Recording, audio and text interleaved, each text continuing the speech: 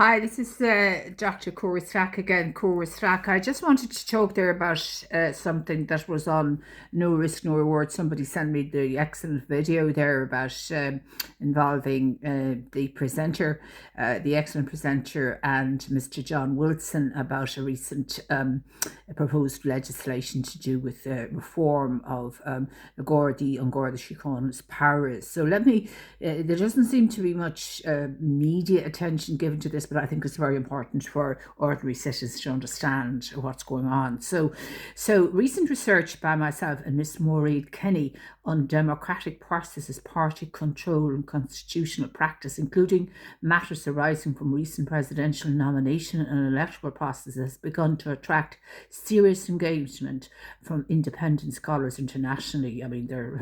They're in the stratosphere, in terms of their work. So we're talking about. One such scholar has characterised her work as demonstrating how fundamental democratic rights can be rendered functionally obsolete through party hierarchies and centralised power while maintaining a facade of constitutional compliance. So, I was asked what I thought of that, and it's on the money, absolutely. A brilliant fellow, obviously. So, his percentile is it's off the radar. So, this video continues the broader inquiry into how democratic safeguards are weakened quietly through law. So what we're talking about now is what was the substance of a very interesting video podcast by No Risk, No Reward and Mr. John Wilson. So it concerned a new Garda powers law that most people you probably haven't heard about. And let me explain why it matters.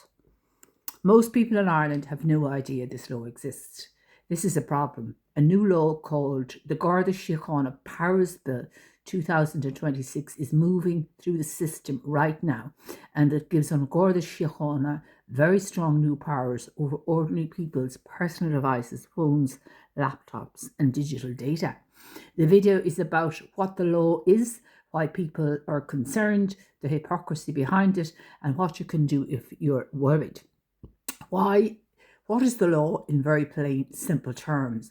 The bill allows Gardaí to take your phone or laptop, search through it, copy your data, keep that data, and look at information that may have nothing at all to do with why the device was taken.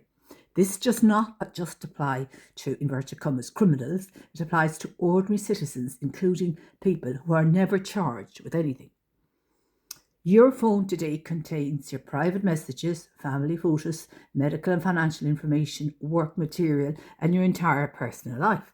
Searching a phone is not like searching a pocket. It is like searching your whole life. Why this is raising serious concerns. On paper, the law mentions authorization and procedure, but in reality, there are no strong guarantees that these powers won't be abused. In particular, when you're seeing all the court cases now taken against Gardai, etc., there are major concerns.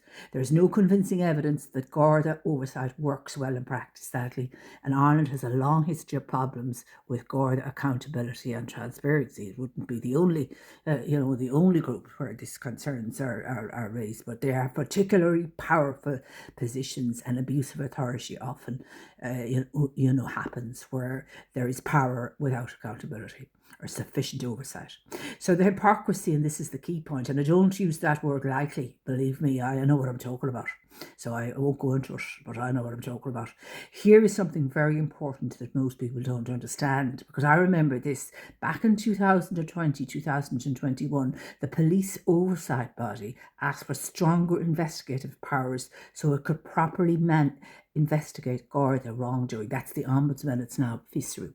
These powers included access to data and electronic materials. They didn't trust what they were getting from the Gardaí, so they needed more powers over the Gardaí as their oversight body, to be sure that what they were getting it wasn't, obliterated or, wiped in that.